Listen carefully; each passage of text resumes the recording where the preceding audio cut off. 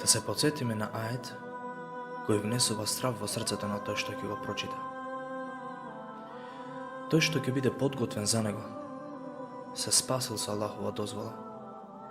Ает кој кога би бил објавен на планината, таа би се распаднала. Ает кој толку уши го слушнале, па замолчеле. Ает кој толку очи го прочитале, па заплакале. Кој толку срца го сватиле, па станале скрушени. Аетот говори за заминувањето, а за какво заминување? За патување. О какво патување ќе биде тоа? Тоа се зборовите на возвишениот Аллах субханаху ва та'ала во сура Али Имран. Секое живо битие ќе ја вкуси смртта и само на судниот ден во целост ќе ги добиете вашите плати.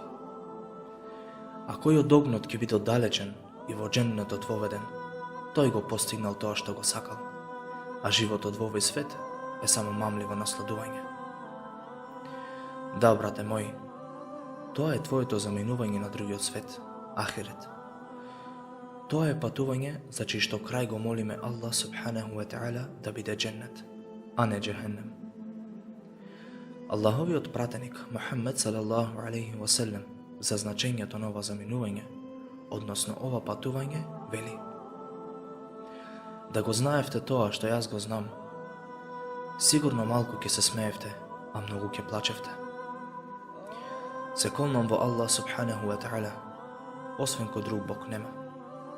Да ја знаевме вистинската реалност на смртта и незината тешкотија, гробот и неговиот мрак, судниот ден и неговата невоља, мостот Сират и неговата непроодност, а потоа да размислуваме за дженнетот и за неговите благодати, за джехеннемот и жештината на неговиот оган. Сигурно ќе ни се сменеше нашата состојба. Но ние сме заборавиле или настојуваме да го забораваме во заминување.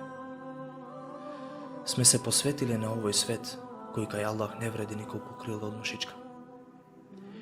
Некои од првите муслимани рекле: бил прашан еден од нас: сакаш ли да умреш? Одговорил не. Повторно бил прашан зошто? Не, додека не се покајам и додека не почнам да работам добри дела, одговорил. Работи му било кажано: ке работам. Меѓутоа, тој постојано го одложувал тоа се додека не му дошла смртта, а не се покајал, ниту пак работел добри дела. Убеден сум дека ти не би сакал и твојот крај да биде таков. Затоа, брате, подготви си достојно кајање пред смртта и пред да ти се врза јазикот.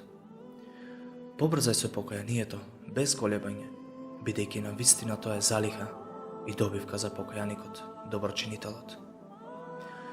Сети се, брате, каква ќе биде твојата состојба кога ќе те снајдат смртните маки, кои го обземали на Аллах субханаху ва та'ала немилиот од неговите созданија, а тоа е Мухаммед салаллаху алейхи ва селем.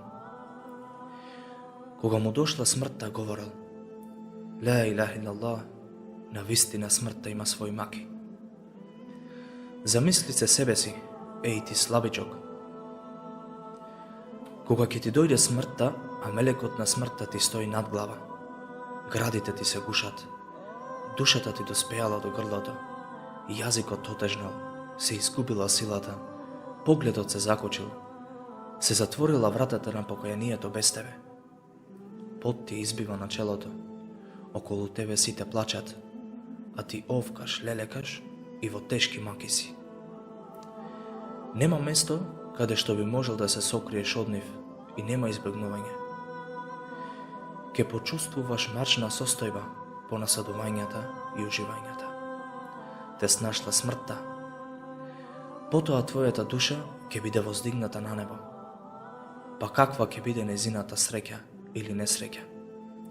Аллах субханаху ва та'ала во Куран ни кажува: а зашто вие, кога душата до грло ќе допре, и кога вие тогаш ќе гледате, ќе бидете немокни да направите било што, а ние сме поблиску од вас, но вие не гледате. Зошто тогаш, кога не сакате да полагате сметка, не ја повратите, ако вистината ја зборувате?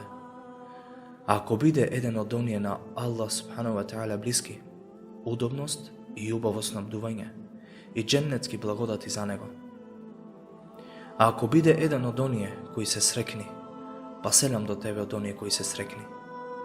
А ако биде еден од оние кои негирале и во заблуда останале, па со вриена вода ќе биде угостен и во огнот пржен. Вистина е, на вистина сето ова, затоа слави го името на Господарот свој, величенствен.